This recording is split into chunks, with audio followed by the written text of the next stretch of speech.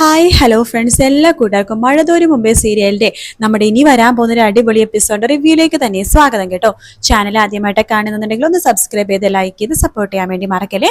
അങ്ങനെ നമ്മുടെ അലീന തന്റെ അവസാന ദിവസങ്ങൾ, തന്റെ അമ്മയുടെ വീട്ടിലെ അവസാന ദിവസമായിട്ടുള്ള ഇന്ന് പണിയെല്ലാം രാവിലെ തന്നെ എടുക്കാൻ വരുമ്പോഴേക്കും ഒരു പണിയും എടുക്കാൻ വേണ്ടി സമ്മതിക്കുന്നില്ല ബബിതയും കൃഷ്ണജയും കൂടി. അവർ പറയുന്നുണ്ട്, ഇനിയിപ്പോ ഇന്ന് പോകുമല്ലേ, നാളെ മുതൽ ഈ ജോലിയെല്ലാം ഞങ്ങൾ തന്നെയല്ലേ എടുക്കേണ്ടത്, അതുകൊണ്ട് റിഹേഴ്സൽ പോലെ ആവട്ടെ, ഞങ്ങൾ ഇന്ന് പണിയൊക്കെ എടുത്തോളാം, ഇന്ന് പോവാൻ പോവല്ലേ, പോയി റെഡി ആയിക്കോ എന്നൊക്കെ പറയാണ്. അത് അലീനയുടെ വലത് വിഷമം ഉണ്ടാക്കുന്നുണ്ട്. ഞാൻ പോവാ വെച്ചിട്ട് ഇവിടുത്തെ ഫുഡൊക്കെ ഉണ്ടാക്കിയിട്ട് പോവാം. വേണ്ട വേണ്ട, അതൊക്കെ ഞങ്ങൾ ഉണ്ടായിക്കോളാം, ഞങ്ങൾക്ക് കയ്യും കാലൊക്കെ ഉണ്ട്, ഞങ്ങൾ തന്നെ ഫുഡ് ഉണ്ടാക്കി മുറ്റടിച്ചു വരാം, എന്താ ചെയ്തോളാം എന്നൊക്കെ പറയണം. അങ്ങനെ നമ്മുടെ അലീനയാണെങ്കിൽ പോവാൻ വേണ്ടിയിട്ട് എല്ലാ സാധനങ്ങളൊക്കെ എടുത്തു വെച്ച് രാവിലെ ബെഡ്റൂമിലേക്ക് പോയി നോക്കുമ്പോഴേക്കും അവിടെ സാരിയും ആഭരണങ്ങളൊക്കെ ഉണ്ട്. കാരണം നമ്മുടെ ബാലചന്ദ്രൻ പണ്ടുണ്ടായിരുന്ന സാരി എടുത്തിട്ട് വേണം മോള് വരാനായിട്ട്. മോള് സാരി എടുത്തിട്ട് ഇതുവരെ അച്ഛനും കണ്ടിട്ടില്ലല്ലോ, എന്റെ മോള് സാരി എടുത്ത് ഈ ആഭരണങ്ങളൊക്കെ ഇട്ട് വരുന്ന അച്ഛനും ഒന്ന് കണ്ണിറയെ കാണണം എന്ന് പറയണം. അങ്ങനെ അലീന സാരി ഉടുത്ത് ആഭരണങ്ങളൊക്കെ ഇട്ട് ഇങ്ങനെ വരുവാട്ടോ. അപ്പൊ അലീനെ കാണുമ്പോഴേക്കും നമ്മുടെ രോഹിത്തും കൃഷ്ണജയും, അത് ബബിത വരുന്നില്ല, രോഹിത്തും കൃഷ്ണജയും കൂടി കെട്ടിപ്പിടിക്കുകയാണ്. അവളെവിടെ ബബിത എന്ന് ചോദിക്കുമ്പോഴേക്കും ബബിതനെ വിളിച്ചിട്ട് വാ, ബബിതനെ കണ്ടിട്ട് യാത്ര പറഞ്ഞിട്ട് ഞാൻ പോകുന്നുള്ളൂ എന്ന് നമ്മുടെ അലീന പറയുന്നുണ്ട്. അത് കേൾക്കുമ്പോൾ തന്നെ നമ്മുടെ കൃഷ്ണജ പോയിട്ട് ബബിതനെ വിളിക്കാൻ വേണ്ടി അടുക്കളയിലേക്ക് പോവാണ്. ഇപ്പൊ ബബിത അവിടെ കരഞ്ഞുകൊണ്ടിരിക്കുകയായിരിക്കും കേട്ടോ. ബബിത അടുത്ത് പറയുന്നുണ്ട്, അതെ ദേ അലീനേച്ച് പോവാണ്, ചേച്ചിനെ അന്വേഷിക്കുന്നുണ്ട്. ഇനി എന്നോട് ഞാൻ പറഞ്ഞു അലീന ചേച്ചിയോടൊന്ന് പോകാനായിട്ടില്ലല്ലോ, ഞാൻ പറയാതെ ഇവിടെ ഇറങ്ങി പോണത്, എനിക്ക് അങ്ങനെയുള്ള ചേച്ചിനെ കാണണ്ട എന്ന് പറയാണ്. അങ്ങനെ പറയല്ലേ ചേച്ചി, ദേ അലീന ചേച്ചിക്ക് അത് വിഷമാകും, എന്തിനാ വിഷമാകാൻ വേണ്ടി പോകുന്നത്, പോവാതിരുന്നാ പോരായിരുന്നോ, എന്തായാലും പോകാൻ തീരുമാനിച്ചാളെ ഞാൻ പറഞ്ഞു നിർത്താൻ പോണമെന്നില്ല, പോണെങ്കിൽ പോട്ടെ, ഞാൻ വരുന്നില്ല, എനിക്ക് കാണണ്ട അലീന ചേച്ചി പോണത് എന്ന് പറഞ്ഞിട്ട് അവിടുന്ന് പൊട്ടിക്കരയാണ്. കൃഷ്ണജ പിന്നെ നിർബന്ധിക്കണമെന്നില്ല കേട്ടോ. അലീനടുത്ത് പറയണ്ട, അതെ ചേച്ചിക്ക് ഭയങ്കര വിഷമമാണ്, ചേച്ചി വരുന്നില്ലെന്നാ പറഞ്ഞത്, ശരിയാ, അവളെ കണ്ട ചിലപ്പോൾ എനിക്കും വിഷമാകും, എന്നാ ശരി മക്കളെ ഞാൻ ഇറങ്ങുവാണ്. അപ്പൊ രോഹിത് ചോദിക്കുന്നുണ്ട്, ചേച്ചി ചോദിക്കാൻ പാടുണ്ടോന്ന് അറിയില്ല ചേച്ചി, പോണ സമയത്താണ്, പോവാതിരുന്നൂടെ ചേച്ചി എന്ന് ചോദിക്കുകയാണ്. ഞങ്ങളുടെ ചേച്ചിയായിട്ട് ഞങ്ങളുടെ കൂടെ ഇവിടെ നിന്നൂടെ, നാളെ ചേച്ചിയില്ലാത്ത ഈ വീടിനെ കുറിച്ച് ആലോചിക്കാൻ പോലും വയ്യ എന്ന് പറയണം. അപ്പൊ അലീനെ പറയട്ടെ, നോക്ക് ഇത്രയും വർഷം, 10-22 വർഷം നിങ്ങളുടെ കൂടെ ദേ ഈ വീട്ടില് അമ്മയും നിങ്ങൾ 3 പേരും അച്ഛനും എല്ലാം ഉണ്ടായിരുന്നുള്ളൂ, ഞാൻ വന്നിട്ട് ഇപ്പൊ 2-3 മാസമല്ലേ ആയിട്ടുള്ളൂ, നീ അങ്ങനെ കരുതിയാൽ മതി, പിന്നെ ഞാൻ നിനക്ക് കാണണം തോന്നുമ്പോഴേക്കും ഇങ്ങോട്ടേക്ക് ഓടി വരുമല്ലോ, ദേ അച്ഛൻ എന്നെ കൂട്ടിക്കൊണ്ടുവരും അല്ലേ അച്ഛ, പിന്നെ അല്ലാതെ, അതെ ഇനിയിപ്പൊ നിന്ന് സമയം കളയണ്ട മോളെ, വാ എന്തായാലും മോൾക്ക് ഒരു വാക്ക് തരാം, എന്തായാലും ഈ വീടിനേക്കാളും സ്വർഗം പോലത്തെ വീട്ടിലേക്കാണ് മോള് പോകുന്നത്, ആ വാക്ക് ഞാൻ മോൾക്ക് തരാം എന്ന് പറഞ്ഞിട്ടാണ് അലീനെ കൂട്ടിക്കൊണ്ട് പോകുന്നത് കേട്ടോ.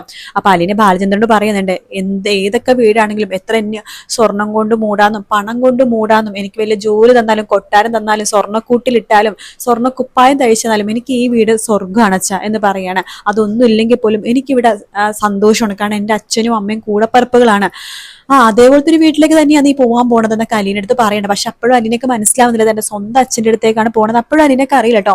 അങ്ങനെ അലീനെ കാറിൽ കയറി പോകാൻ പോകുന്ന ഭാഗത്തോടെയാണ് ഇന്നത്തെ എപ്പിസോഡ് തീർന്നതല്ലേ.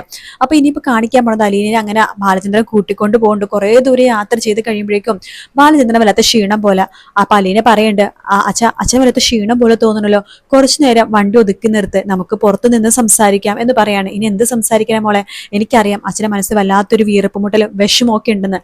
അച്ഛൻ ഞാൻ കാണാതെ പൊട്ടിക്കരഞ്ഞു വെച്ചോ, അതെ ഈ ഭാഗത്തൊന്നും ആരുമില്ല, അച്ഛൻ വണ്ടിയിൽ നിന്ന് ഇറങ്ങി പൊട്ടിക്കരഞ്ഞു, ഞാൻ അച്ഛനെ ശ്രദ്ധിക്കൊന്നുമില്ല എന്ന് പറയാണ്. അത് കേൾക്കേണ്ട താമസം ബാലചന്ദ്രൻ വണ്ടിയിൽ നിന്ന് ഇറങ്ങാണ്. അലീന അപ്പുറത്തേക്ക് തിരിഞ്ഞ് കുറച്ച് ദൂരത്ത് അങ്ങോട്ട് മാറി നിൽക്കാട്ടോ. കാറിലിരുന്ന് പൊട്ടിക്കരയാണ് ബാലചന്ദ്രൻ. കാറിലിങ്ങനെ ആദ്യം എഴുന്നേറ്റ് നിൽക്കുന്നുണ്ടെങ്കിൽ പിന്നെ കാറിലേക്ക് കയറി പൊട്ടിക്കരയാണ്. കാരണം തന്റെ സ്വന്തം മോളെ കൊടുത്ത്, അതായത് കെട്ടിച്ചു വിടുന്ന പോലത്തെ ഒരു ഫീലാണ് ബാലചന്ദ്രനെ തോന്നുന്നത് കേട്ടോ. അങ്ങനെ ബാലചന്ദ്രൻ ഭയങ്കര പൊട്ടിക്കരണം. അലീനയും അവിടെ മാറി നിന്ന് കരഞ്ഞോണ്ടിരിക്കുക കേട്ടോ. കുറെ നേരം കഴിയുമ്പോഴേക്കും അലീന ബാലചന്ദ്രനത്ത് വരുന്നുണ്ട്. അച്ഛാ നമുക്ക് ഇവിടുന്ന് വല്ല ചായയോ ഒന്നും കുടിച്ചിട്ട് പോയാൽ പോരെ, ആയിക്കോട്ടെ മോളെ എന്ന് പറയാണല്ല. അച്ഛൻ ഇന്ന സമയത്ത് അവിടെ എത്തണമെന്നെന്തെങ്കിലും ഉണ്ടോ, ഇല്ല ഉച്ചക്ക് മുമ്പ് നമുക്ക് അവിടെ എത്തിയാൽ മതി എന്ന് പറയാണ്. ശരിയെങ്കിൽ നമുക്ക് ചായ കുടിച്ചിട്ട് പതുക്കെ പോകാന്ന് പറയുന്നുണ്ട്. അങ്ങനെ ഒരു ചായ കുടിച്ച് പതുക്കെ വീണ്ടും വണ്ടിയിൽ കയറി യാത്ര തുടരാണ്. അലീന ബാലചന്ദ്രനോട് ഒന്നും മിണ്ടുന്നില്ല കേട്ടോ. ബാലചന്ദ്രനെ ഒന്നും മിണ്ടുന്നില്ല, കാരണം മിണ്ടിക്കഴിഞ്ഞ ഒരു പൊട്ടിക്കരയും. അതുകൊണ്ട് പരസ്പരം ഒന്നും മിണ്ടാതെ ഉരിയാടാതെ അവർ അങ്ങനെ പോയിക്കൊണ്ടിരിക്കുകയാണ്.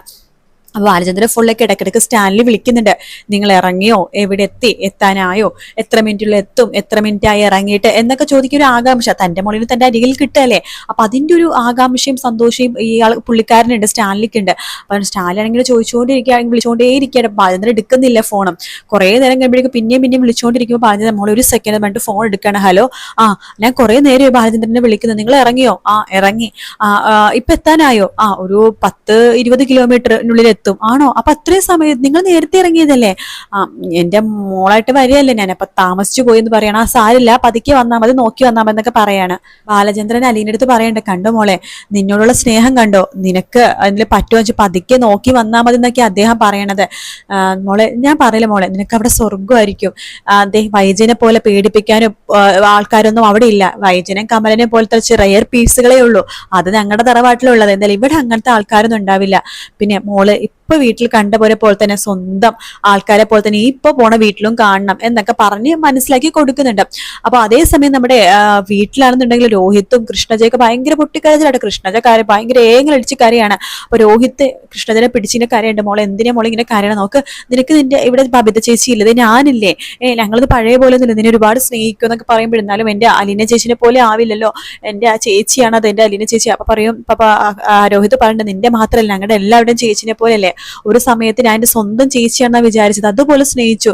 പിന്നീടല്ലേ സ്വന്തം ചേച്ചിയല്ലെന്ന് മനസ്സിലാക്കിയത്. പക്ഷെ അപ്പോഴും എവിടെയൊക്കെ ഒരു അറ്റാച്ച്മെന്റ്, എവിടെയൊക്കെ ഒരു അലീന ചേച്ചിയെടുത്ത് വല്ലാത്തൊരു, ഇപ്പൊ ഞാൻ നിന്നെ കാണുന്ന പോലെ അല്ലെ ബബിതിനെ അടുത്ത് വരുമ്പോ എന്റെ സ്വന്തമാണ്, എന്റെ സ്വന്തം ചേച്ചിയാണ്, എനിക്ക് സ്വന്തം പെങ്ങളാണെന്നൊരു ഫീല് മനസ്സിൽ തോന്നാറുണ്ടല്ലോ. അപ്പൊ അതേ ഫീല് തന്നെയാ എനിക്ക് അലീന ചേച്ചിയെടുത്തും തോന്നുന്നുണ്ടെന്ന് രോഹിത് പറയണം. ബബിത അടുക്കളയിൽ നിന്ന് ഇങ്ങനെ കരഞ്ഞോണ്ടിരിക്കട്ടപ്പോ കൃഷ്ണജ പറയണ്ടേ, ഏട്ടാ അത് നമ്മുടെ ചേച്ചി തന്നെയാണെന്ന് പറയാണ്. നീ എന്തൊക്കെയാ മോളെ പറഞ്ഞത്?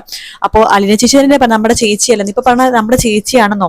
അതേ ഏട്ടാ, ഞാൻ ഏട്ടനോട് ഒരു സത്യം പറയാം, ഇത് വേറെ ആർക്കും പറയരുത്, ഇത് വേറെ ആരും കേൾക്കാനോ വേറെ അച്ഛനോട് ചോദിക്കാനോ അമ്മയോട് ചോദിക്കാനോ ഒന്നും നിൽക്കരുതെന്ന് പറയാണ്.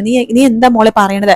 നീ എന്താണെങ്കിലും ഫുള്ളായിട്ട് പറ, എനിക്ക് നിന്നെ മനസ്സിലാവുന്നില്ല, നിനക്ക് എന്തോ വലിയ വിഷമമുണ്ട്, നീ എന്തോ പറയാതെ മനസ്സിൽ ഒളിപ്പിച്ചു വെക്കുന്നുണ്ട്, അതെന്താന്ന് മോൾ തുറന്നു പറ.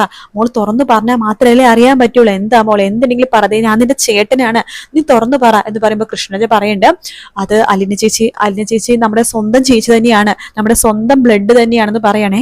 നമ്മുടെ സ്വന്തം ചേച്ചിയോ? അപ്പോ നേരത്തെ പറഞ്ഞു സ്വന്തം ചേച്ചിയല്ലെന്ന്, ഇപ്പൊ പറഞ്ഞു സ്വന്തം ചേച്ചിയാണെന്ന്. ഇപ്പൊ എന്തൊക്കെയാ മോൾ നീ പറയണത്? അല്ല, അപ്പൊ അച്ഛന്റെ മകള് തന്നെയാണോ ചോദിക്കുമ്പോ, പ്ലീസ് അത് മാത്രം എന്നോട് ചോദിക്കല്ലേ, അച്ഛന്റെ ആണോ അമ്മയുടെ ആണോ അതൊന്നും ഞാൻ പറയില്ല. ഒരു കാര്യം ഞാൻ മാത്രം പറയാം, നമ്മുടെ ശരീരത്തോടുന്ന ചോരയും അലീന ചേച്ചിയുടെ ശരീരത്തോടുന്ന ഓരോ ഒന്ന് തന്നെയാണ്. ഇപ്പൊ ബബിത ചേച്ചി എനിക്ക് എങ്ങനെയാണോ അതേ പൊസിഷൻ തന്നെയാണ് നമ്മുടെ മൂത്ത ചേച്ചിയാണ് അലീന ചേച്ചി. അത് ബന്ധം കൊണ്ടൊന്നും അല്ല, സ്ഥാനം കൊണ്ടും എല്ലാം കൊണ്ടും അലീന ചേച്ചി നമ്മുടെ സ്വന്തം ചേച്ചിയാണെന്ന് പറയാണ്. ഇത് കേട്ട് ബബിത അവിടേക്ക് ഓടിയുണ്ട്. കൃഷ്ണ ചേച്ചി സത്യം പറ, നീ പറഞ്ഞ സത്യം തന്നെയാണോ? അതെ, സത്യം തന്നെയാണ്. പിന്നെ നീ എന്താണ് ഇത് നേരത്തെ പറയാത്തത്? നേരത്തെ ഇത് അറിഞ്ഞെങ്കിൽ ഞാൻ ഒരിക്കലും അലീന ചേച്ചിയുടെ പറഞ്ഞു വിടില്ലായിരുന്നു. പിന്നെ നമ്മളെ അല്ലല്ലോ, നമ്മുടെ സ്വന്തം സ്വത്തല്ലല്ലോ, മറ്റൊരാളുടെ അല്ലേ എന്നൊക്കെ വെച്ചിട്ട് ഞാൻ പിന്നെ വിട്ടയച്ചത്. ഇപ്പൊ നമ്മുടെ സ്വന്തം ചേച്ചിയാണ് എന്നുണ്ടെങ്കിൽ ഒരിക്കലും ഞാൻ വിട്ടയക്കില്ലായിരുന്നു. കൃഷ്ണ, നീ വലിയ തെറ്റാ ചെയ്തത്, ഞങ്ങൾ എവിടെ പോയി അലീന ചേച്ചി അന്വേഷിക്കും, അലീന ചേച്ചി ഞങ്ങൾക്ക് തിരിച്ചു തരും അവര് എന്നൊക്കെ പറഞ്ഞിട്ട് അവരും ഭയങ്കര കരച്ചിലോട്ടോ. അങ്ങനെ കൃഷ്ണജല വായിന്ന് അവർ സത്യങ്ങളൊക്കെ മനസ്സിലാക്കാണ് തങ്ങളുടെ സ്വന്തം ചേച്ചി തന്നെയാണ് അലീന എന്നുള്ള സത്യം. പക്ഷെ അവർക്ക് തിരിച്ചു വിളിക്കാൻ പോലും സാധിക്കില്ല, കാരണം അലീന അത്രമാത്രം ദൂരത്തിലേക്ക് അകന്നു. ഇനിയിപ്പോ കൃഷ്ണജനെയും ബബിതനെയും രോഹിത്തിനെയും ഒക്കെ ഒരു ചെറിയൊരു മാറ്റി നിർത്തിക്കൊണ്ട് നമ്മുടെ അലീന അച്ഛന്റെ വീട്ടിലേക്ക് പോകണം. അപ്പൊ അവിടെ അച്ഛന്റെ ഭാര്യ, മക്കള്, അവരുടെ അപ്പാപ്പൻ, അമ്മാമ്മ, പിന്നെ അതുപോലെ നമ്മുടെ ലാലിച്ചന്റെ കുടുംബക്കാര്, അപ്പൊ അങ്ങനത്തെ കുറെ ഭാഗങ്ങളൊക്കെയാണ് ഇനി വരാൻ പോണേ കേട്ടോ. അപ്പൊ വീഡിയോ ഇഷ്ടപ്പെട്ടാൽ ലൈക്ക് ചെയ്യുക, സബ്സ്ക്രൈബ് ചെയ്യുക, കമന്റ് ചെയ്യുക. മറ്റൊരു വീട്ടിൽ കാണാം. Take care, bye bye.